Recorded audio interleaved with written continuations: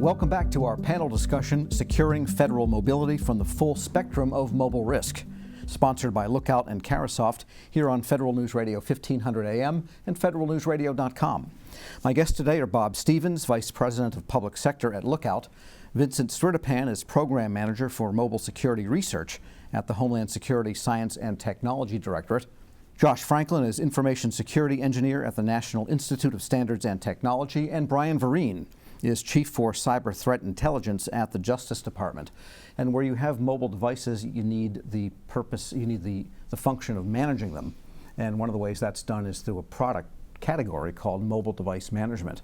And it does a lot of things. So let's talk about how it's used. Is MDM used in your agencies or the agencies that you see?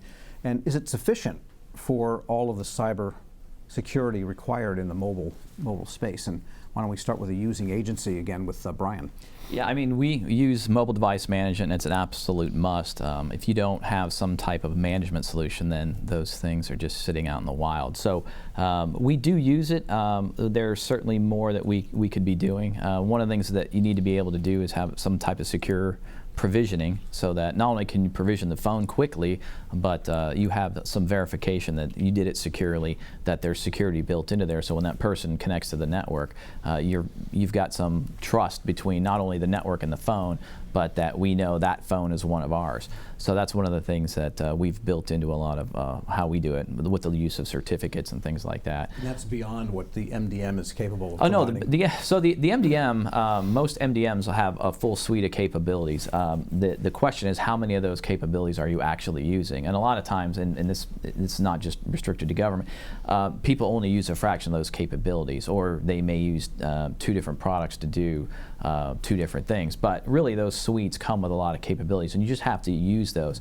Now, some of it may not be as easy to use as enterprises may want, so they may choose not to use them, but the capability is there, and it's usually easier to go through the pain up front of securely provisioning that device than having to worry about it later. We get data calls all the time. How many mobile devices do we have? Where are they at? And if we don't have a good inventory on those, just having an inventory can be a real challenge sometime, because at the end of the year you don't want to come up and say, hey, we don't know where 3,000 mobile phones are.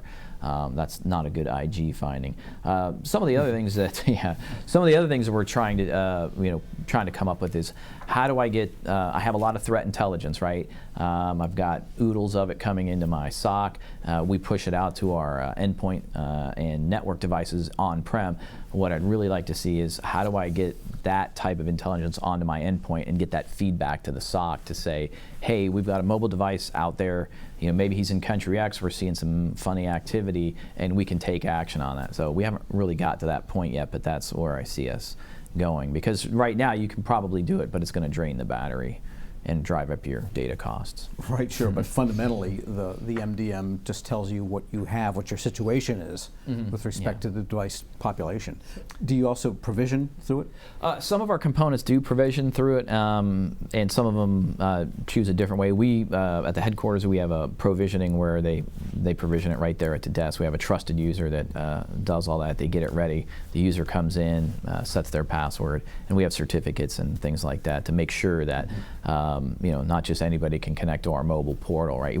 We authenticate both the device, and then the device authenticates the network. So, like if I'm a bad guy, right, and I want to try to lure you in, maybe I can fake that I'm DOJ. So the idea is that both sides have trust.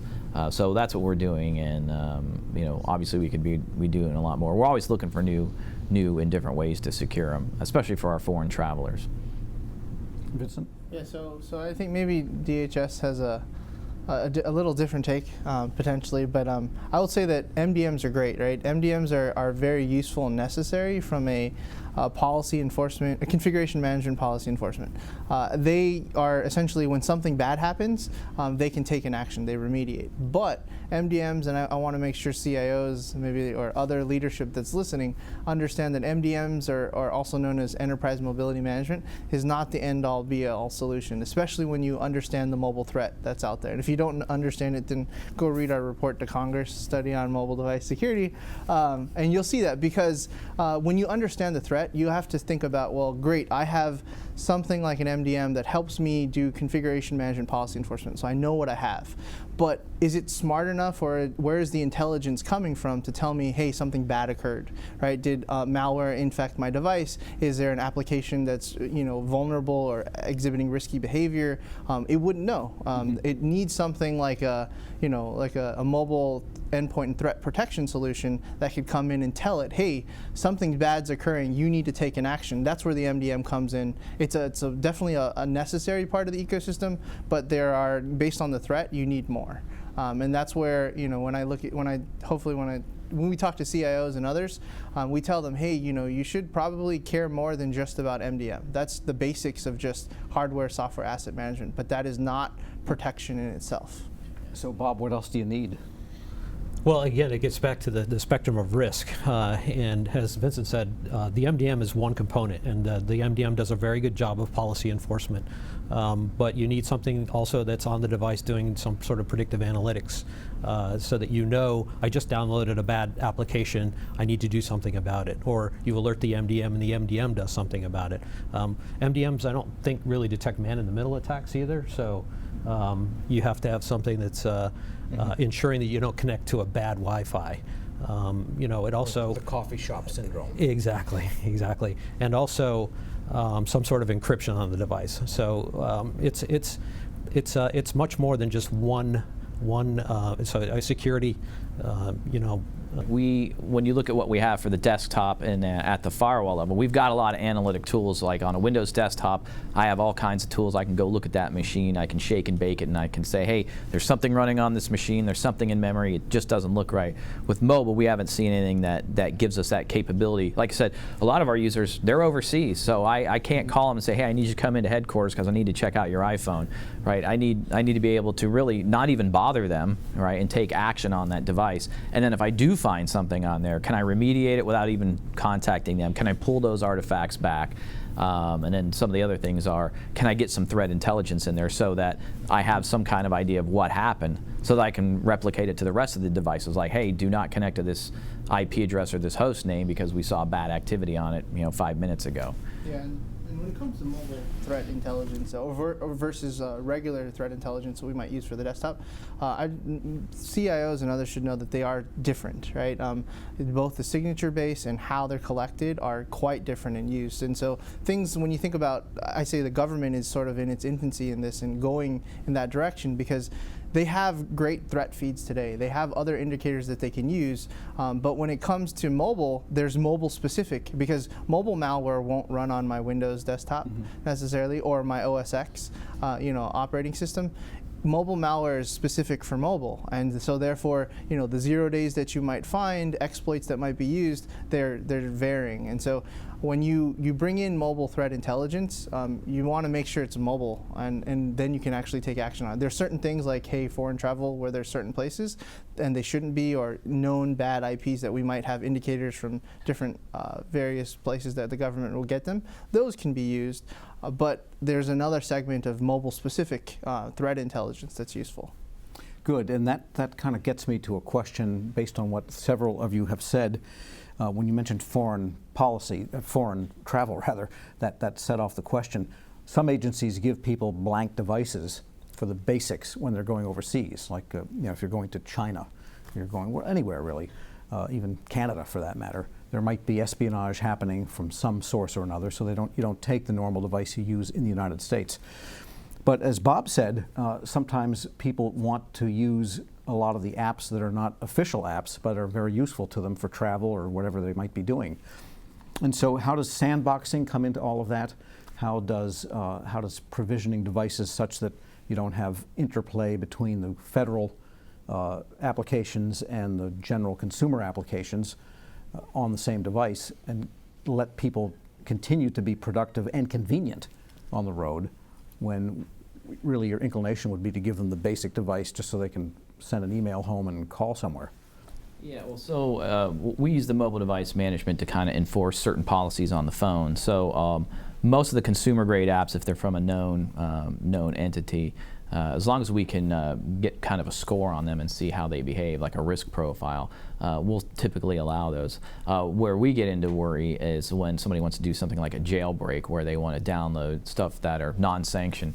So we have policies that if the device is jailbroken, right, it disables the phone. But you need that kind of control to where if somebody does something dangerous, you can actually not only disable it, but be notified. The other thing that we do is we kind of try to take a look at every app on there, and we use a couple commercial products to kind of vet those, because the companies that do this type of stuff, they've seen the same app over and over. So it doesn't make sense for us to have one person analyze that application when Company X has probably already analyzed it, and they usually have a pretty decent report that says, hey, here's what it's doing and here's how it's behaving. The only apps that we'll really need to really take a hard look at are the things that we develop in-house. It's unlikely that a corporation that does mobile device management or things like that have seen that, because we just developed it. So those are the types of things that we're looking to do. Plus, we need to tell our developers, hey, these are the things, the gotchas to look out for when you develop something for mobile. Don't do this, don't do that, just the common things. And Josh, what about the vector of adware that comes into so many apps now? Flood with ads. There's some sites you can't even use them because there's so many ads popping up, and those are great vectors for malware. Definitely. And so, what is the best guidance on that one? Well, I mean, in general, if you're going back to that, overarching foreign travel question, I mean, I think, at least in my experience, a lot of those federal agencies just don't accept that risk of basically, allowing, government information to mix with personal information, specifically on foreign travel, and that definitely causes a usability issue. But I mean, I think that's just what a lot of private enterprises do as well. I mean, in terms of malware on that device, I mean, most of the time when those devices, come back into the U.S., they are just basically wiped after they are scanned. And I would definitely look to some sort of mobile threat protection to, basically identify that malware. Sure. Yeah, because a lot of the MDMs, or maybe they don't, isn't there capabilities, Bob, that you can have such that, for example, you can't cut and paste something from the protected, say, agency email and put it into your Gmail? I mean, you can do it on a non-government device, but it doesn't work if you have the right capabilities installed. Yeah, and I'm sure that there's what's interesting about overseas travel is, the government, is quite locked down, I think, when they travel overseas, or they get a burner phone. But how many of them travel with their personal phone as well? And then they don't bother using their government phone at all because it's useless to them. It's locked down. They can't download apps. They can't use applications. So I'm just going to use my personal phone while I'm over here. And if I have to do work, do I email from my work address to my Gmail account so that I can access it on my personal phone? Mm-hmm. So we found that one of the strongest use cases for the use of our product with government customers has been the overseas travel. They really want to protect the people that are going over there to ensure that they're not being attacked. DHS is actually working on policy for overseas travel, taking your mobile device overseas. We've actually found a need for it and trying to define it. So and this is just 4 of the areas that we've been given input on for the department is, 1, you should get a device that is from a trusted, approved products list of some sort, right? So that's one part. The second one is that it should be enrolled in some kind of management function, so an MDM or an EMM solution that makes sense. Another is that you should have limited or tailored access to data that you really need. So don't take everything with you, right? If you need email, I understand, maybe put you in a separate enclave, but don't take it all with you. And then the last one is actually having some kind of endpoint and threat protection, because when you're overseas, well, guess what? We don't own the networks. Things can come over the network and into your phone that you don't have control over that. Not even the U.S. companies or government in that say. So having an endpoint protection is critical.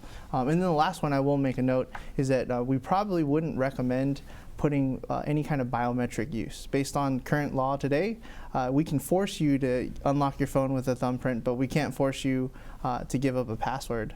It's something you know. So if you consider overseas travel, those are 4 or 5 things I would make sure you know about.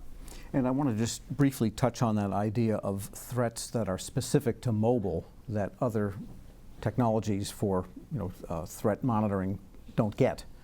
And those can happen anywhere from the coffee shop next door to the agency to somewhere overseas when you're sitting by the foreign sea. What are some best practices for approaching those types of threats? Really, mobile, like I said, it's kind of in its infancy right now. There really aren't a lot of good products to secure the endpoint like we do some of the desktops. So we're looking for those products that can actually, report back. Like I said, you don't see a lot of reports of attacks on mobile because we're just not seeing them because we don't have the mechanisms in place to see them. So it's not that they're not happening, it's just we're probably not seeing them. Is it as bad as in the enterprise? Who knows? But first of all, you have to get visibility onto that endpoint. And the idea is, like I said, we can make a lot of the applications to do that. But you have to, mobile's a challenging environment, right? You have data to worry about, right? You don't want to stream too much data. You don't want to drain the battery. So the phone still has to function as the smartphone. So we're looking for, pretty advanced things that would tell us. The other thing is too, maybe when something happens overseas, maybe we can start getting, hey, if you go to this country and you're in this area, we've detected high threat activity. Maybe tell some of our VIPs or something like that, hey, don't go here, or if you do go here, don't take your phone. Those are the types of things that we would like to be able to do in the future. Yeah, I guess relative to when people had to carry portable typewriters, even having a less capable phone is still an advancement over, looking at the big picture of things.